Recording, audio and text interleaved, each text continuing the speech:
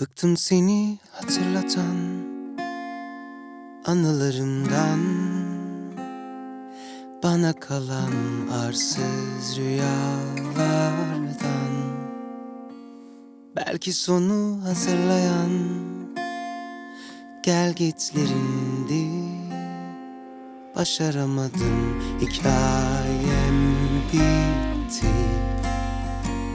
Belki başka bir adam, hatıranı hiç sormayan, yüreğimdeki seni bir görsen. Ah, canım nasıl yanıyor, içim eriyor.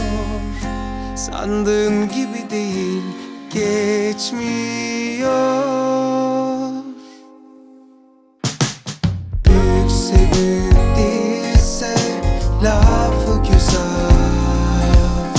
Çıtır çıtır yandı saman, geri dönmez mi hiç o an? Derinse derin, değilse lafı güzel. Ne var ne yok benden çalan, çirkin mi çirkin o zaman?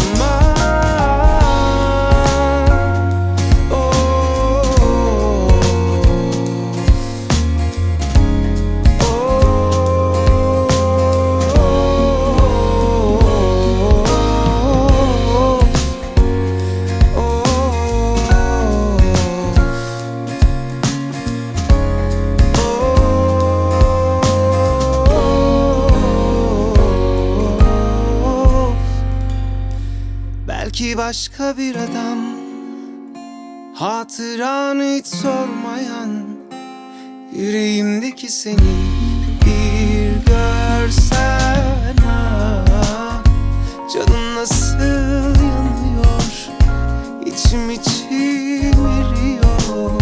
Sandığım gibi değil, geçmiyor.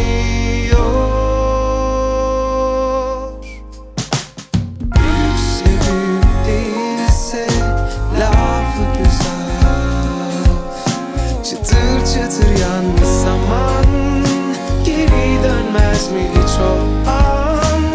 Derinse derin, değilse lafı güzel. Ne var ne yok benden çalan,